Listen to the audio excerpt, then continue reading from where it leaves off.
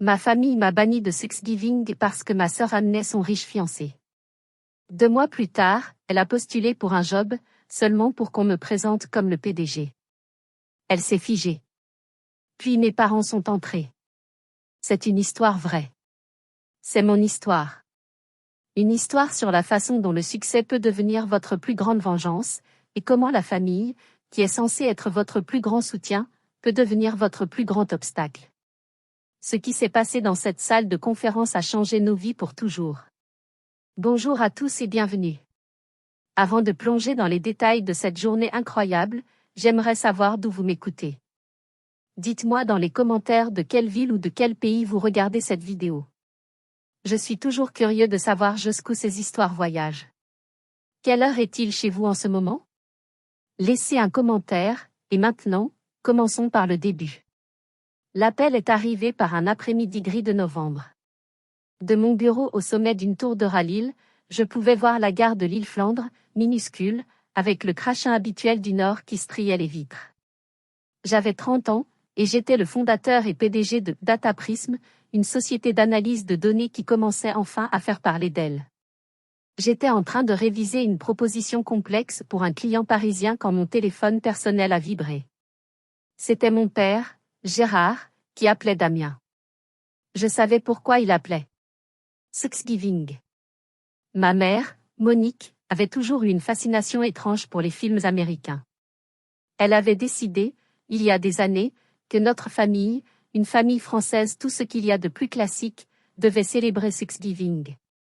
C'était devenu une tradition forcée, un prétexte de plus pour que ma mère puisse étaler sa vaisselle et juger les autres. Tristement, elle n'avait imité que la forme de la fête, jamais l'esprit.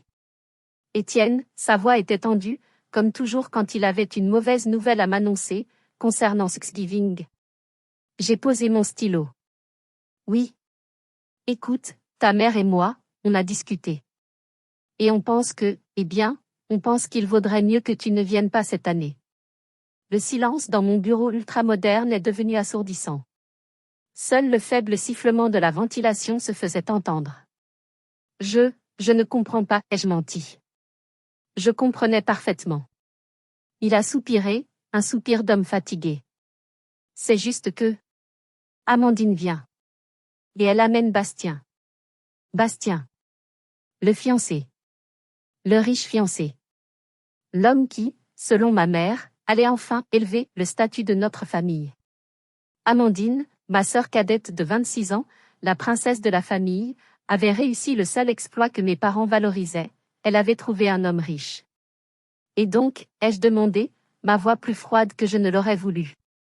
Et donc, reprit mon père, sa famille est très respectable. Des gens importants de Paris. Ta mère veut que tout soit parfait. Nous ne voulons pas de complications. Complications. Ce mot a résonné contre les murs de verre de mon bureau. Moi. J'étais la complication. Pas Étienne, le PDG. Pas Étienne, l'homme qui s'était construit seul, qui avait sacrifié ses vingtaines à bâtir une entreprise à partir de rien, une entreprise qui valait maintenant plusieurs millions d'euros. Non. J'étais la complication. L'anomalie. Le mouton noir qui avait réussi par lui-même au lieu de suivre le chemin qu'ils avaient tracé. J'ai regardé les trophées discrets sur mon étagère. Les articles de magazines économiques. Tout cela, pour être une complication dans ma propre famille. Je vois, ai-je réussi à dire. Ma gorge était serrée. Bien, dit-il, visiblement soulagé que je n'argumente pas, tu comprends. On se verra après les fêtes, alors. Il a raccroché. Je suis resté immobile, le téléphone à la main. Depuis des années, je m'étais construit une armure. Chaque succès, chaque contrat signé, chaque nouvel employé était une plaque de métal de plus. Une armure pour me protéger d'eux. De leur indifférence, de leur favoritisme flagrant pour Amandine. Mais ce jour-là, l'armure s'est fissurée. Il ne m'avait pas juste ignoré. Il m'avait activement banni. Exclu. Pour faire de la place à un étranger qu'il voulait impressionner. Mon succès, ma réussite, à leurs yeux, ce n'était rien comparé au compte en banque du petit ami de ma sœur. Une douleur ancienne, que je pensais avoir enterrée sous des couches de travail acharné, est remontée à la surface, vive et brûlante. Je me suis levée et j'ai regardé l'île sous la pluie. Il voulait impressionner Bastien. J'ai souri, mais c'était un sourire sans joie. Car il y avait une chose que ma famille ignorait. Une chose cruciale. La société mère de Bastien, un énorme conglomérat de la distribution, essayait désespérément de signer un contrat à 6 chiffres avec moi depuis 2 mois. Et j'étais sur le point de prendre ma décision. Ce bannissement n'était pas un incident isolé. C'était le point culminant de 30 années de négligence. Mes souvenirs d'enfance à Amiens ne sont pas flous, ils sont douloureusement clairs, marqués par une ligne de partage invisible. D'un côté, il y avait Amandine. De l'autre, il y avait moi. Quand Amandine, à 8 ans, a décidé qu'elle voulait jouer du piano, mes parents ont acheté un piano à queue d'occasion qui prenait toute la place dans notre petit salon. Ces leçons coûtaient une fortune. Quand, à 16 ans, j'ai eu besoin d'un moyen de transport pour mon petit boulot après les cours, j'ai dû économiser pendant 1 an pour m'acheter un mobilette rouillé. Amandine était l'artiste, la sensible. J'étais le pragmatique, celui qui se débrouille. La véritable fracture s'est produite au moment des études supérieures.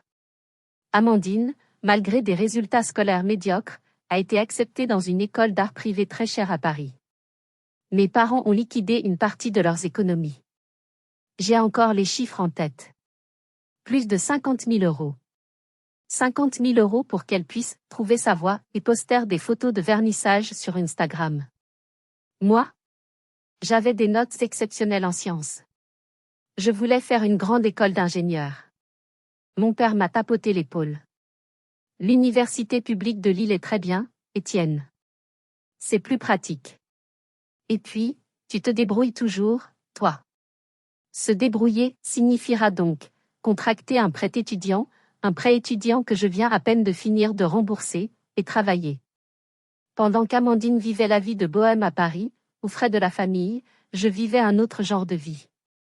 Mes journées étaient à l'université de Lille, à absorber tout ce que je pouvais sur l'informatique et l'analyse de données. Mes nuits, elles, se passaient dans un centre d'appel, de 22h à 6h du matin. Je me souviens de ces nuits. L'odeur de café froid et de moquette usée. Le son des claviers. Je programmais d'une main sur mon ordinateur portable, tout en répondant aux appels de clients mécontents de l'autre. J'ai appris la résilience à la dure. J'ai appris à coder avec le cerveau à moitié endormi. J'ai appris que personne ne viendrait me sauver. J'ai obtenu mon diplôme avec mention, très bien, une dette considérable. Amandine a obtenu son diplôme avec un portfolio conceptuel que personne ne comprenait et pas un centime de dette. Ils appelaient ça l'indépendance. J'appelais ça de l'abandon. Chaque nuit blanche, chaque repas sauté, chaque refus de sortie entre amis était une brique de plus. Je ne construisais pas seulement une carrière, je construisais une forteresse. Une forteresse de succès et d'argent, si haute et si épaisse qu'un jour, je pensais naïvement, il ne pourrait plus m'ignorer. Je m'étais trompé. Il ne m'ignorait pas. Il me considérait comme acquis. Et c'est cet abandon, cette certitude que je devais me battre seul, qui m'a forgé une armure. Une armure qui, je l'apprendrais bien assez tôt, était la seule chose qui allait me permettre de survivre à ce qui s'annonçait. J'ai fondé Data Prism avec presque rien. J'ai refusé de retourner à Amiens. Lille était ma ville, ma nouvelle ancre. Mon premier bureau était un petit appartement de 20 mètres carrés dans le quartier de Oisem, avec une connexion Internet à peine stable. J'avais une idée. Je savais que les entreprises françaises étaient assises sur des montagnes de données qu'elles n'exploitaient pas. Mon idée était de transformer ces données en décisions stratégiques. La seule personne qui y a cru était Mathieu. Mon meilleur ami de l'université. Un génie du code, aussi introverti que j'étais déterminé. Tu es complètement fou, Étienne, m'avait-il dit en regardant mon plan d'affaires griffonné sur une nappe en papier. Mais j'aime cette folie. Je suis partant. Il est devenu mon CTO. Nous avons travaillé 18 heures par jour. Nous avons vécu de pâte au beurre et de café filtre. Les premières années ont été brutales. Nous avons frôlé la faillite 3 fois. Mais nous n'avons pas lâché. Le premier gros contrat a été une libération. Le premier employé. Le premier vrai bureau à Euralil. Et puis, la croissance exponentielle. L'année de mes 30 ans, tout a explosé. Nous avons signé avec 3 entreprises du CAC 40. Notre nom était partout. Et un matin, j'ai reçu un appel d'un journaliste du magazine Challenge, l'un des plus grands magazines économiques français. Il voulait faire un portrait de moi. Le prodige de la data du Nord. Quand le magazine est sorti, j'ai acheté 3 exemplaires. Mon nom. Ma photo. Une pleine page. J'avais réussi. J'ai regardé l'article, et j'ai ressenti une fierté immense. C'était la validation de toutes ces nuits blanches, de tous ces sacrifices. Et, stupidement, j'ai voulu la partager. J'ai appelé à la maison, à Amiens. Ma mère, Monique, a décroché. Maman? Tu ne devineras jamais. Je suis dans le magazine Challenge. Il y a eu un blanc. Oh. C'est bien, Étienne. C'est un journal, ça? C'est un grand magazine économique, maman. Ils ont fait un portrait sur moi et l'entreprise. Ah, et bien félicitations, mon grand, dit-elle, sa voix déjà distraite. Tu ne devineras jamais ce qui arrive à Amandine. Tu te souviens de Bastien, son petit ami? Il lui a trouvé un poste. Consultante créative dans sa boîte. Tu imagines? Un salaire incroyable. Elle va enfin pouvoir s'épanouir. Elle va bientôt se marier dans une grande famille, c'est merveilleux, non? J'ai écouté son flot de paroles enthousiastes. Une consultante créative. Je savais pertinemment qu'Amandine n'avait jamais travaillé un seul jour de sa vie et que ses compétences créatives se limitaient à choisir un filtre Instagram. C'était un faux travail. Un emploi de complaisance acheté par son petit ami. Mais ma mère en parlait comme si elle venait de décrocher le prix Nobel. Mon succès, tangible, bâti à la sueur de mon front, venait d'être éclipsé par le faux travail de ma sœur. J'ai regardé l'article de Challenge sur mon bureau. La fierté avait disparu, remplacée par cette vieille douleur familière. Je l'ai pris, je l'ai froissé en boule, et je l'ai jeté dans la poubelle sous mon bureau. Que auriez-vous fait à ma place? Auriez-vous crié? Auriez-vous tenté de leur expliquer la différence? Ou auriez-vous, comme moi, simplement abandonné? Dites-le moi dans les commentaires. Parfois, le silence est la seule réponse face à une telle injustice. Ce soir-là, j'ai arrêté d'essayer de gagner leur approbation. J'ai arrêté d'attendre quoi que ce soit d'eux. Mon armure s'est refermée. Mais le vrai test, le jour de Thanksgiving, approchait. Et j'allais découvrir que l'injustice ne faisait que commencer. Le jour de Thanksgiving est arrivé. Un jeudi de novembre, froid et humide. Mon bureau était silencieux. J'avais donné congé à tous mes employés. J'avais insisté pour qu'ils rentrent chez eux, qu'ils passent du temps avec leur famille. L'ironie était amère. Moi, j'étais seule. Je travaillais sur le dossier du client parisien, le même que lors de l'appel de mon père. J'essayais de me noyer dans les chiffres, de faire taire les voix dans ma tête. Vers 19 heures, mon estomac a gargouillé. Je n'avais rien mangé. J'ai ouvert le mini-frigo de mon bureau et j'ai sorti un sandwich triangle, le genre de nourriture triste qu'on mange quand on n'a plus la force de se soucier de soi-même. C'est à ce moment-là que mon téléphone a vibré. Une notification Instagram. C'était Amandine. J'ai ouvert la photo. C'était eux. Ma famille. Gérard, Monique, Amandine, et lui, Bastien. Ils étaient tous à Amiens, attablés devant une dinde gigantesque. Ils souriaient, levant leur coupe de champagne. Ma mère avait l'air radieuse. Mon père, fier. Et puis, il y avait la légende. So grateful, elle l'avait écrit en anglais, d'être avec ma vraie famille pour cette fête. Reconnaissante pour les gens qui comptent vraiment. Ma vraie famille. Ce mot. Vrai. C'était un couteau. Un couteau planté et tourné. J'étais donc la fausse famille. Le déchet. La complication qu'on avait balayée sous le tapis pour que la photo soit parfaite. J'ai fixé l'écran, le sandwich à moitié mangé dans ma main. Un froid que le chauffage du bureau ne pouvait pas combattre m'a envahi. C'était donc ça. 30 ans de ma vie, et j'étais réduit à ça. Un fantôme exclu de sa propre histoire. Mon téléphone de bureau a sonné, me faisant sursauter. C'était Mathieu, mon CTO. Je t'ai appelé 5 fois sur ton portable, Étienne. Tu ne réponds pas. Qu'est-ce que tu fiches? Je travaille. Un dossier urgent. Un dossier urgent? Un jeudi soir de Thanksgiving? Tu te moques de moi? Tu es seul, n'est-ce pas? Je n'ai pas répondu. J'arrive, a-t-il dit. Non, Mathieu, c'est bon, Tais-toi. Je ne t'ai pas demandé ton avis. Ma mère a fait une dinde beaucoup trop grosse. Il y a une place pour toi à table. Tu as 10 minutes pour éteindre cet ordinateur et descendre. Sinon, je monte te chercher. Il a raccroché. 1 heure plus tard, j'étais chez les parents de Mathieu, dans une petite maison chaleureuse de la banlieue de Lille. L'endroit était bruyant, chaotique, rempli de cousins, de tantes et d'enfants qui couraient partout. L'odeur de la sauge et du vin chaud emplissait l'air. La mère de Mathieu, une femme ronde et souriante, m'a pris dans ses bras. Étienne. Mais tu es trop maigre. Viens t'asseoir, on t'attendait. On m'attendait. On m'a mis une assiette pleine dans les mains. On m'a posé des questions sur mon travail, avec un intérêt sincère. On a ri. Ce soir-là, entouré par le chaos aimant de la famille de mon ami, j'ai mangé le meilleur repas de ma vie. J'ai compris que la famille, ce n'est pas forcément le sang. Ce n'est pas ceux qui vous bannissent pour impressionner un étranger.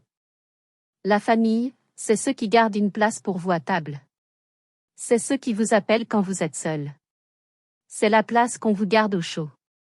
J'ai trouvé la paix ce soir-là. Une paix fragile, mais réelle. Mais je ne savais pas que dans quelques semaines, l'ouragan frapperait à ma porte. Sous la forme d'un CV. 2 mois ont passé. Janvier. Le froid polaire avait saisi l'île. Dataprism tournait à plein régime. J'avais presque réussi à oublier l'humiliation de Thanksgiving, la noyant sous une charge de travail écrasante. Un matin, Corinne, ma directrice des ressources humaines, a frappé à la porte de mon bureau.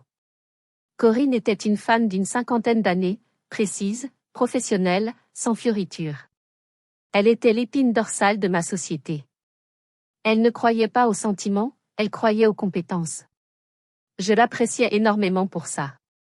Étienne, dit-elle en entrant, j'ai quelque chose pour vous. Une candidature, intéressante. Elle m'a tendu une tablette. Pour le poste de directeur de la stratégie numérique senior. Un poste clé. J'ai pris la tablette et j'ai lu le nom en haut du CV. Amandine. Suivi de mon nom de famille. Mon sang s'est glacé. J'ai dû relire le nom 3 fois. Elle. Ici. J'ai parcouru le CV. C'était une œuvre de fiction. Consultante créative senior, chez Bastien. Chef de projet image de marque, dans une galerie d'art où je savais qu'elle n'avait fait qu'un stage café. Et puis, la section compétences.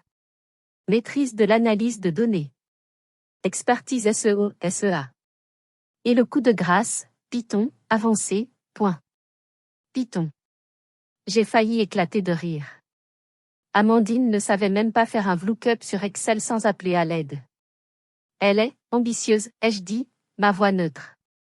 Corinne m'a regardé par-dessus ses lunettes. Elle est surtout la candidate la moins qualifiée que j'ai vue pour un poste senior. Normalement, son CV irait directement à la poubelle. Mais elle porte votre nom.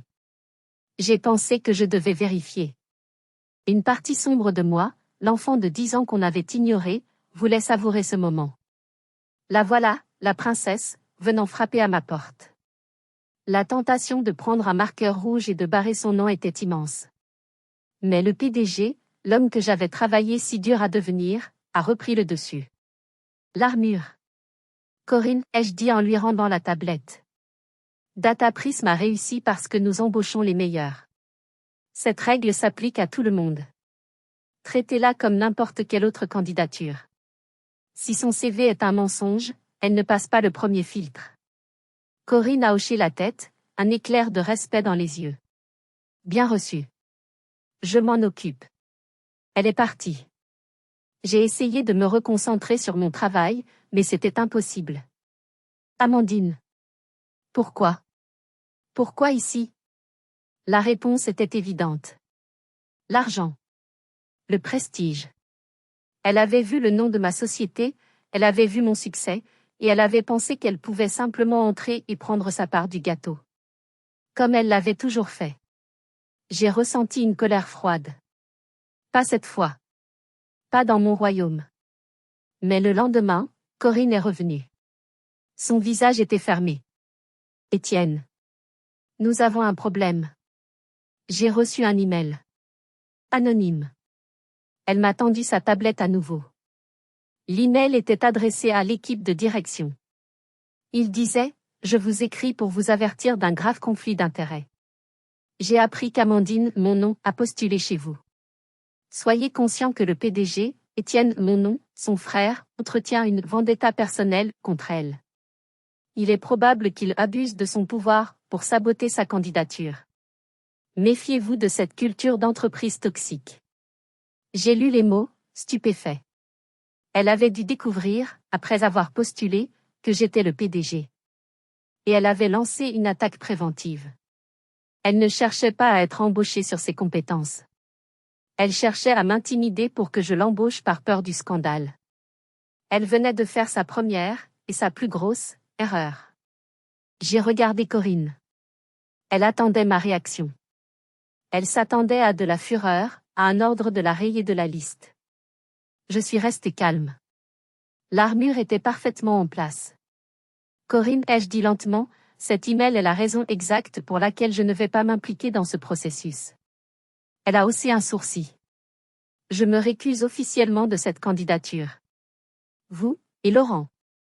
Laurent était mon CTO adjoint, un puriste de la technique, un homme qui n'avait aucune patience pour le baratin. Vous allez la recevoir. Vous allez lui faire passer l'entretien technique complet. J'ai fait une pause, la regardant droit dans les yeux. Et Corinne, demandez-lui de vous parler de Python. Demandez-lui en détail.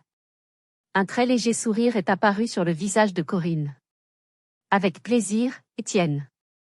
L'entretien a eu lieu 2 jours plus tard. Je suis resté dans mon bureau, la porte fermée, essayant de travailler. C'était impossible. Chaque rire que j'entendais dans le couloir me faisait sursauter. 1 heure plus tard, Corinne et Laurent sont entrés dans mon bureau. Laurent avait l'air d'avoir mâché du citron. Eh bien, ai-je demandé. Elle est charmante, a commencé Corinne. Très douée pour parler. Elle utilise beaucoup de buzzwords. Synergie, écosystème digital, vision disruptive. Mais, ai-je coupé. Laurent a pris la parole. C'est du vent, Étienne. Du vent complet. Je lui ai demandé de décrire une simple campagne SEO qu'elle aurait gérée. Elle m'a répondu, et ici il a pris une voix aiguë et dédaigneuse, oh, mon rôle, c'est la vision, vous comprenez. Je ne m'occupe pas des détails techniques. J'ai hoché la tête. Et, le test? Ah, le test, dit Corinne. Nous lui avons donné un problème de logique de base. Le genre de choses qu'on demande à un stagiaire. Nous lui avons demandé de l'écrire, même en pseudocode. Elle n'a pas pu écrire une seule ligne. Laurent a ajouté, elle a d'abord dit que le problème n'était pas clair. Puis elle a dit que le clavier de l'ordinateur était défectueux. C'était pathétique. Corinne a conclu. Elle n'a absolument pas les compétences. Ni pour ce poste, ni pour aucun poste technique chez nous. Elle est disqualifiée.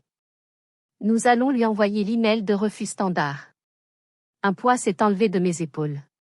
C'était fini. La justice, froide et impersonnelle, avait prévalu. Merci, ai-je dit. Merci de l'avoir traité comme n'importe qui d'autre. Ils sont sortis. J'ai respiré profondément pour la première fois de la journée. J'ai regardé par la fenêtre. Le soleil perçait les nuages. J'ai savouré ce moment de paix pendant exactement 10 minutes. Puis mon téléphone de bureau a sonné. C'était la réceptionniste, une jeune femme nommée Clara, qui avait toujours une voix très douce. Sauf que là, sa voix était tremblante. Monsieur Étienne? Il y a un problème dans le hall. Quel genre de problème, Clara? C'est une femme, une certaine Amandine. Elle dit qu'elle vient de passer un entretien. Elle refuse de partir si elle ne vous voit pas. J'ai fermé les yeux. Dites-lui que je ne suis pas disponible, Clara. Je lui ai dit, monsieur. Mais elle hurle. Elle dit qu'elle sait que vous êtes là et que vous la sabotez. Elle fait une scène. J'ai pris une profonde inspiration. L'armure s'est verrouillée en place. Chaque jointure, chaque plaque de métal, froide et dure. J'arrive. J'ai pris l'ascenseur jusqu'au hall. Les portes se sont ouvertes sur une scène de chaos. Amandine était là, au milieu de notre hall d'entrée minimaliste, son manteau de marque jeté sur un fauteuil. Elle gesticulait, son visage rouge de colère. Clara, la pauvre réceptionniste, était recroquevillée derrière son bureau. C'est un scandale, hurlait-elle. Vous ne savez pas qui je suis? Mon frère. Amandine. Ma voix a coupé son monologue. Elle s'est retournée, surprise. La fureur dans ses yeux a été remplacée par un éclair de triomphe. Étienne. Enfin. Dis-leur. Dis assez, ces incompétents qui je suis. Ils m'ont fait passer un test ridicule. C'est une humiliation. J'avançais lentement vers elle. L'entretien est terminé, Amandine. Tu as été évaluée. Évaluée? Tu te moques de moi? C'est toi qui leur as dit de me piéger. Tu es jaloux. Tu as toujours été jaloux. C'est à ce moment précis que les portes tournantes principales ont balayé, s'ouvrant violemment. Mon père. Et ma mère. Gérard et Monique. En chair et en os, dans mon hall d'entrée. Ils avaient l'air d'avoir fait le trajet d'1 heure et demie depuis Amiens dans un état de fureur pure, sans même prendre le temps de se changer. Ma mère avait encore son tablier de jardinage. Amandine avait dû les appeler en larmes dès qu'elle avait quitté la salle d'entretien, leur racontant une histoire inventée de sabotage. Étienne, a aboyé mon père, Gérard, en marchant vers moi. Son visage était congestionné. Qu'est-ce que c'est que cette histoire? Tu fais honte à ta sœur? Ma mère s'est précipitée vers Amandine. Oh, ma chérie, ma pauvre chérie, il t'a fait du mal? Pendant une seconde. Une fraction de seconde. Je n'étais plus le PDG de Dataprism. J'étais le petit garçon de 10 ans à Amiens, debout dans la cuisine, me faisant hurler dessus parce que j'avais osé avoir une meilleure note qu'Amandine. Mon estomac s'est noué. Mais l'armure, forgée par des décennies de cette même injustice, est trop épaisse. J'ai regardé mon père. J'ai regardé ma mère qui fusillait Amandine du regard. J'ai regardé les quelques employés qui observaient la scène, bouche bée, depuis le coin de la cafétéria. Très bien, ai-je dit, ma voix si calme qu'elle en était terrifiante. Vous voulez parler de l'entretien d'Amandine? Parlons-en. Je me suis tournée vers Clara. Clara, veuillez faire monter Corinne et Laurent. Dans la grande salle de conférence. Tout de suite. Puis je me suis tournée vers ma famille. Suivez-moi. Je les ai conduits dans la salle de conférence principale, celle avec l'immense table en chêne et la vue panoramique sur l'île. Ils se sont assis, mal à l'aise dans cet environnement de pouvoir. Corinne et Laurent sont entrés, l'air grave. Corinne, Laurent, ai-je commencé? Voici mes parents, Gérard et Monique. Et voici Amandine, la candidate dont nous parlions. Vous avez fait passer l'entretien à Amandine pour le poste de directrice de stratégie senior, ai-je continué. Ma famille pense que je vous ai ordonné de la saboter. Corinne a semblé outrée. Absolument pas. Monsieur s'est totalement récusé du processus. Mon père a grogné. Des mensonges. Vraiment? J'ai pris le CV d'Amandine, qui était sur la table. Je l'ai fait glisser devant elle. Amandine. Tu as écrit ici, maîtrise de Python, point. Je me suis tournée vers Laurent. Laurent, quelle question technique simple avez-vous posée? Laurent, mal à l'aise mais professionnel, a dit, Je lui ai demandé d'expliquer la différence fondamentale entre une liste et un tuple en Python. Je me suis retournée vers Amandine. Ses joues étaient en feu. Vas-y, Amandine. Explique-leur. Explique à nos parents. C'est quoi la différence? Elle a ouvert la bouche. Rien n'est sorti. C'est un détail stupide, a-t-elle finalement craché. Ma main a frappé la table.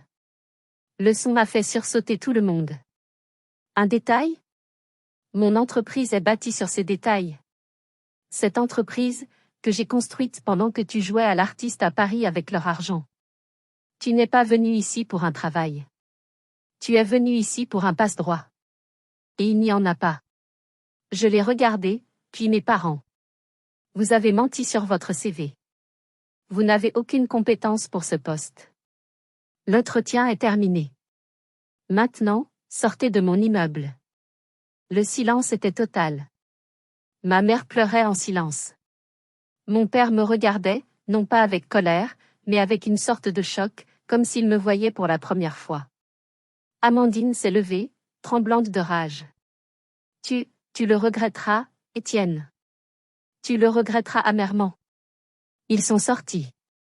Voir le masque d'arrogance de ma sœur et de mes parents se briser, c'était intense. J'avais enfin dit ma vérité. Si vous pensez que la justice a été rendue, si vous aimez les histoires où la vérité éclate enfin, faites-le moi savoir en cliquant sur le bouton « J'aime » et en vous abonnant. Parce que ce que vous allez entendre maintenant, c'est ce qui se passe quand le bateau commence vraiment à couler. Ma famille est donc partie, laissant un silence gênant dans la salle de conférence. Corinne et Laurent m'ont regardé avec un mélange de pitié et de respect. Retournons au travail, ai-je simplement dit. Mais je savais que ce n'était pas fini.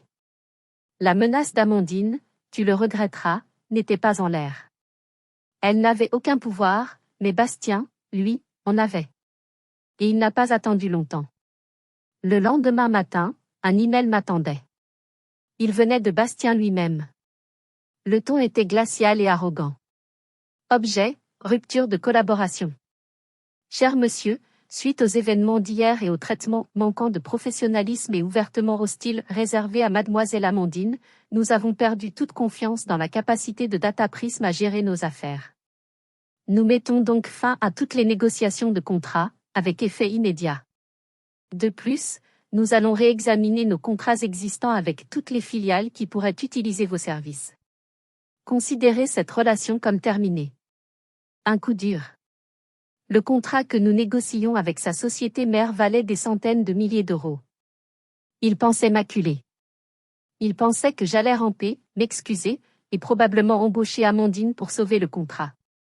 Il me sous-estimait. Il sous-estimait à quel point j'étais préparée. Depuis des semaines, pendant que nous négocions, mon équipe d'audit avait analysé leurs données. C'était la procédure standard. Et nous avions trouvé quelque chose. Quelque chose de sale. Je n'ai pas répondu à son email. J'ai pris mon téléphone et j'ai appelé directement sa ligne privée. Il a décroché, sa voix surprise et suffisante.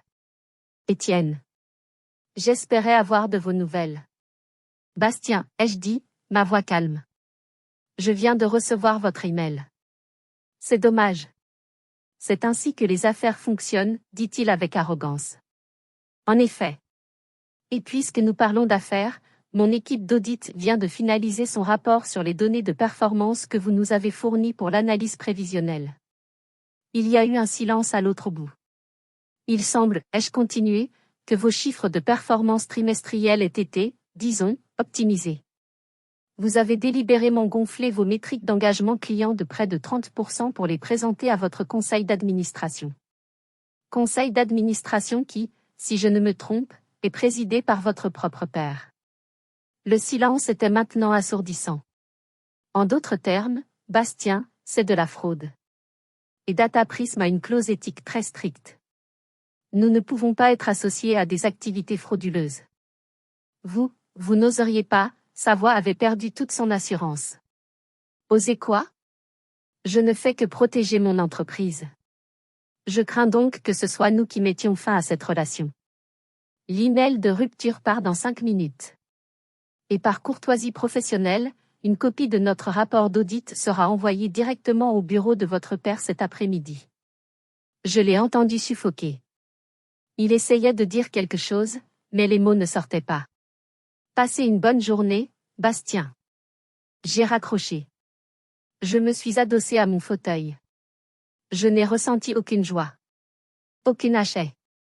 Je n'étais pas un héros de film. J'étais juste fatigué. Terriblement fatigué. Ce n'était pas une victoire. C'était un nettoyage. Un nettoyage sale et nécessaire que ma propre famille m'avait forcé à faire, contaminant ma vie professionnelle avec leur drame personnel. J'avais coupé les deux têtes du serpent. Bastien allait perdre ce contrat, et probablement son poste. Et je savais, avec une certitude absolue, qu'un homme comme lui ne garderait pas une fiancée qui lui avait causé tant de problèmes. Amandine allait tout perdre. Mais je savais aussi une chose, une bête acculée, sans rien à perdre, est la plus dangereuse. Mes prédictions se sont réalisées plus vite que je ne l'imaginais. Une semaine plus tard, j'ai appris, via Mathieu qui avait des contacts, que Bastien avait été mis à pied par son père. Le rapport d'audit avait fait son effet. 2 jours après ça, les photos de Bastien et Amandine ont disparu de son compte Instagram. La rupture était consommée. Amandine avait tout perdu. Le fiancé riche, le faux travail, le statut social. Elle était de retour à la case départ, mais pire encore, elle avait été exposée. Et c'est là qu'elle a décidé de me détruire. Elle ne pouvait pas m'attaquer sur le plan financier. Alors elle m'a attaqué sur ma réputation. Elle a commencé par Glassdoor, un site où les employés notent leur entreprise. Un avis anonyme est apparu. PDG tyrannique et népotisme inversé. Fuyez cette entreprise. Le PDG, Étienne, dirige cet endroit comme sa dictature personnelle. J'ai été témoin d'une scène où il a publiquement humilié sa propre sœur lors d'un entretien, la traitant d'incompétente devant tout le monde. Culture d'entreprise toxique. Il favorise ses amis, comme le CTO, et détruit sa propre famille. À éviter. Puis un autre. Et un autre. Elle a dû créer plusieurs faux comptes. Elle a posté sur des forums, sur LinkedIn, partout où elle le pouvait. L'impact a été immédiat. Corinne est venue me voir, l'air grave. Étienne, nous avons 2 candidats prometteurs qui viennent de retirer leur candidature. Ils ont mentionné des rumeurs inquiétantes sur la culture d'entreprise. Mathieu était furieux. Elle t'attaque personnellement, Étienne. C'est de la diffamation. Je savais que je ne pouvais pas laisser passer ça. Mes employés, mon équipe, ils méritaient la vérité. J'ai demandé à Corinne d'organiser une réunion générale. Tout le monde. Immédiatement. 1 heure plus tard, les 80 employés de Data Prism étaient réunis dans l'espace ouvert. La tension était palpable. Je me suis levé. Pas sur une estrade. Au milieu d'eux. Bonjour à tous.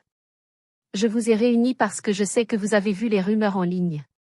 Les avis sur Glassdoor. Les mensonges. Je veux que vous entendiez la vérité de ma part. La personne qui écrit ces choses est ma sœur, Amandine. Un murmure a parcouru la salle. Elle a postulé pour un poste de directrice senior. Elle a menti sur son CV. Elle a échoué à un test technique de base. Elle a été rejetée sur la base de ses non-compétences. Elle a ensuite fait venir mes parents dans notre hall pour me forcer la main. Et elle a échoué.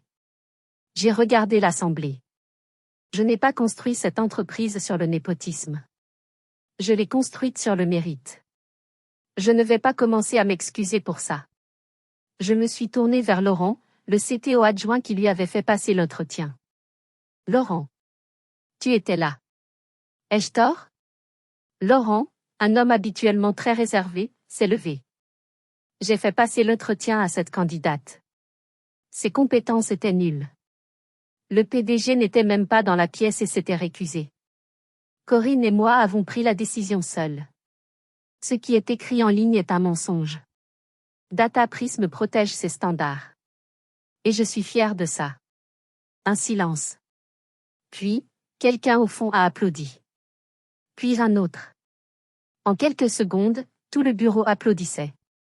J'ai senti une chaleur inattendue monter en moi. Ce n'était pas ma famille de sang. Mais c'était ma famille. Celle que j'avais choisie. Celle qui me soutenait. La campagne de dénigrement d'Amandine avait échoué. Elle avait été publiquement démentie par mes propres employés. J'ai remercié mon équipe. Je pensais, cette fois pour de bon, que c'était enfin fini. J'avais tort. Quelques semaines ont passé. La poussière est retombée. L'incident est devenu une simple anecdote de bureau. Et puis, un soir, alors que je m'apprêtais à quitter le bureau, mon téléphone a sonné. C'était ma mère. Je n'avais pas parlé à mes parents depuis la confrontation. J'ai failli ne pas répondre. Mais une sorte de lassitude m'a fait glisser le doigt sur l'écran. Allô? Étienne. La voix de ma mère était méconnaissable. Elle n'était pas en colère. Elle était brisée. Elle pleurait. Étienne, c'est Amandine. Mon estomac s'est serré. Quoi, Amandine? Elle est revenue à la maison. À Amiens. Depuis des jours. Étienne, elle ne sort plus de sa chambre. Elle ne mange pas. Elle est juste, vide. Elle ne fait que pleurer. Son père et moi, on ne sait plus quoi faire. Elle ne nous parle pas. Elle a reniflé bruyamment. Étienne, elle a tout perdu. Bastien est parti. Elle n'a plus d'argent. Elle n'a rien. S'il te plaît. Peux-tu venir? Peut-être qu'elle te parlera. Me parler? Elle voulait que je vienne? Après qu'elle ait essayé de détruire ma réputation? Elle voulait que je vienne réparer sa poupée cassée? Non, ai-je dit, ma voix dure. Je ne viendrai pas. C'est elle qui a créé ce désordre. Qu'elle s'en sorte. S'il te plaît, a-t-elle crié. C'est ta sœur. Elle a cessé d'être ma sœur le jour où elle m'a banni de Thanksgiving, ai-je dit. Ne m'appelez plus. J'ai raccroché. J'ai tremblé de rage. J'ai attrapé un presse-papier sur mon bureau et je l'ai lancé contre le mur. Mathieu, qui passait par là, s'est arrêté net. Étienne? Qu'est-ce qui se passe? Je lui ai raconté l'appel. Ma fureur. Mathieu m'a écouté calmement. Puis il a dit quelque chose que je n'attendais pas. Vas-y. Quoi? Tu es fou? Après tout ce qu'elle a fait? Oui, a-t-il dit. Vas-y. Pas pour elle. Et certainement pas pour tes parents. Vas-y pour toi. Pour voir la fin de l'histoire. Pour clore le chapitre. Sinon, ça te rongera de l'intérieur. J'ai détesté qu'il ait raison. Le lendemain, un samedi, j'ai pris ma voiture et j'ai fait la route d'1 heure et demie jusqu'à Amiens.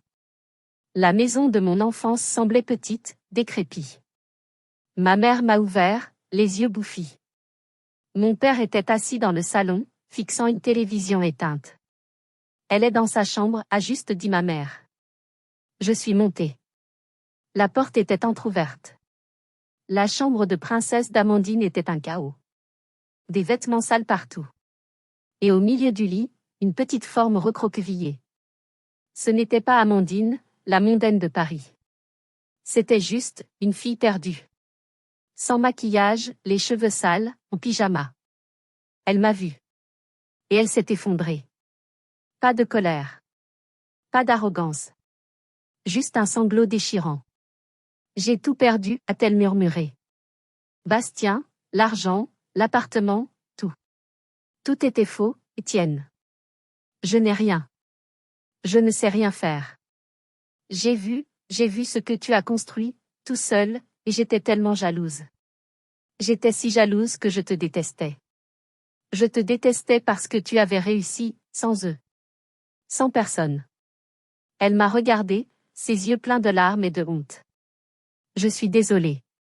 Mes parents étaient dans l'encadrement de la porte, témoins silencieux de l'effondrement de leur idole. Pour la première fois, ils voyaient la vérité. Leur princesse était brisée. Et leur complication était le seul à être encore debout.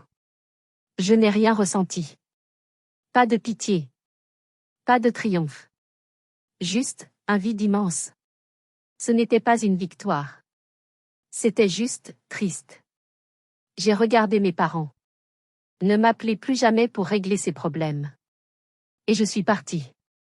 Je suis partie sans me retourner. J'avais besoin d'air frais. Mais le silence dans ma voiture, pendant tout le trajet retour vers l'île, était assourdissant. Un autre mois a passé. Février.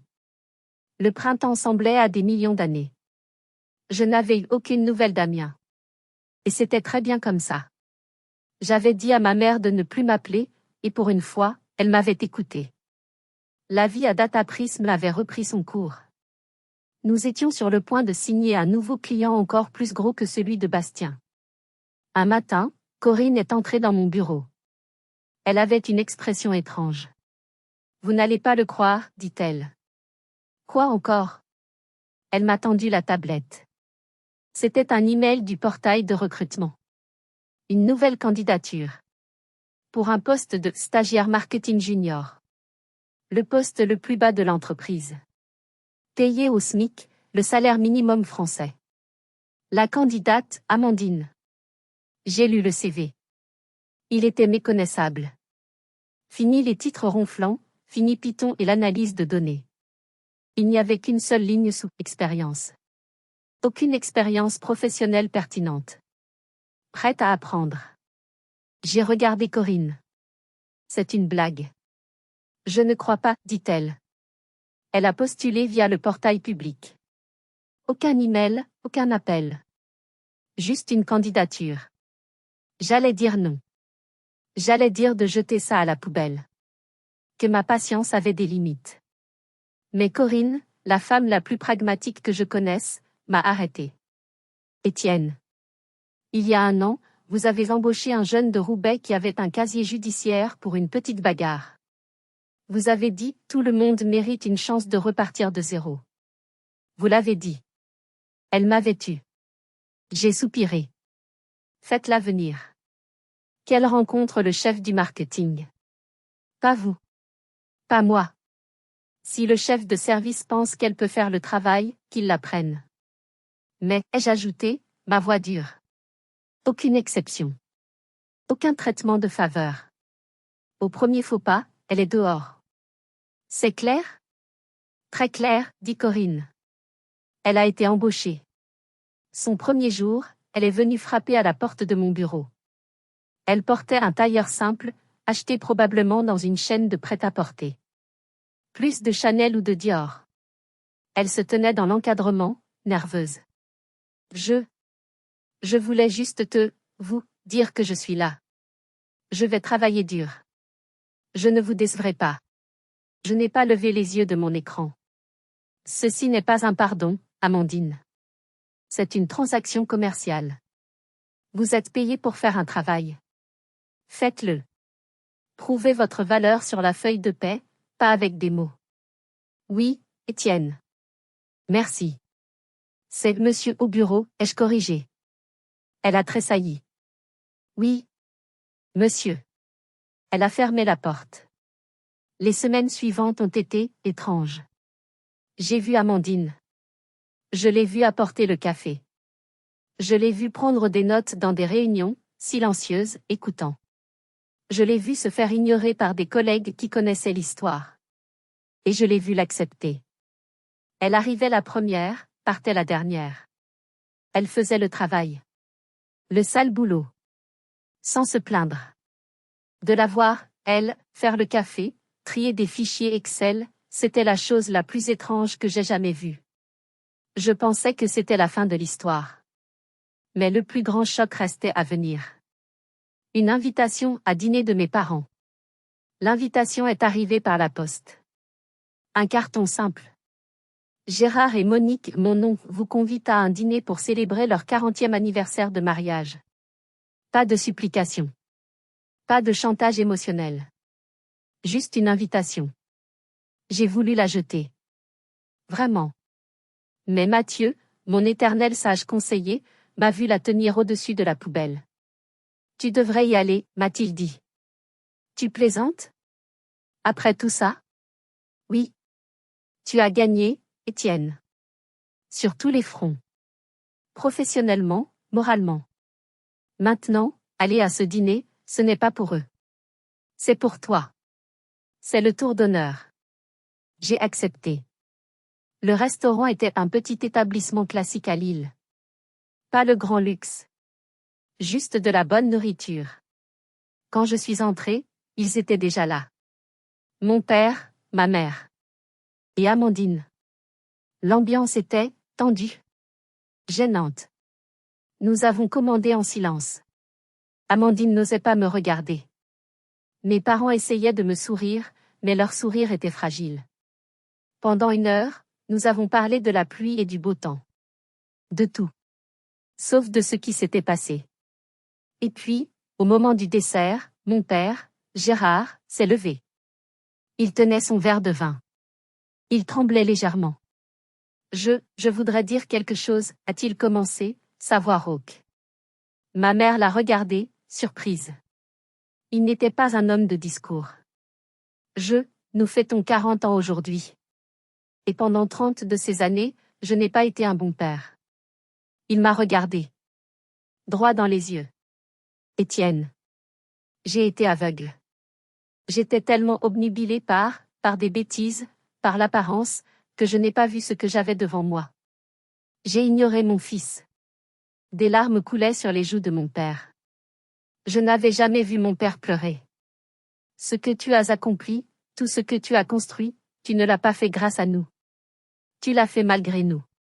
Malgré notre indifférence. Et pour ça, je suis fière de toi, mon fils. Plus que tu ne pourras jamais l'imaginer. Le silence dans le restaurant était total. J'ai hoché la tête. Juste hoché la tête. Je ne pouvais pas parler. Un mot, une excuse, ça n'efface pas 30 ans de douleur. Ça ne guérit pas la blessure d'un coup. Mais c'était un début. C'était la vérité. Ma mère pleurait ouvertement. Amandine, elle, regardait son assiette, ses propres larmes tombant sur la table.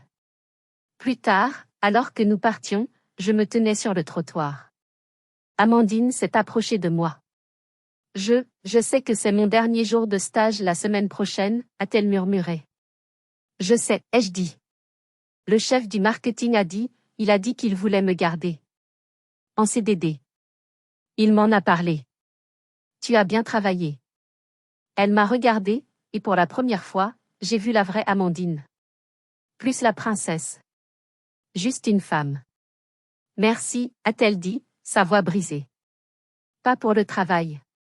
Mais, merci de ne pas m'avoir laissé tomber. Complètement. Je n'ai pas répondu. Je ne savais pas quoi répondre. Je lui ai juste fait un signe de tête. Je suis montée dans ma voiture et je suis partie. Ce soir-là, j'ai compris. Je n'avais plus besoin de leur approbation. J'avais quelque chose de bien plus précieux. J'avais leur respect. Et l'armure? L'armure que j'avais passé ma vie à construire?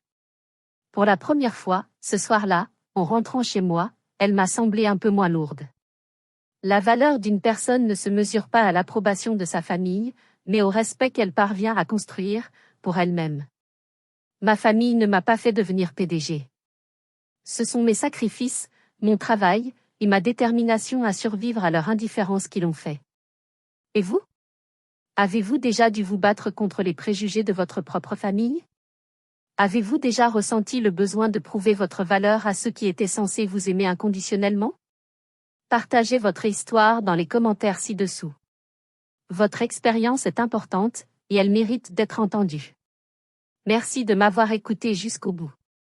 Si vous aimez les histoires où la justice et la vérité finissent par triompher, n'oubliez pas de laisser un j'aime et de vous abonner à la chaîne pour ne pas manquer la prochaine. Prenez soin de vous.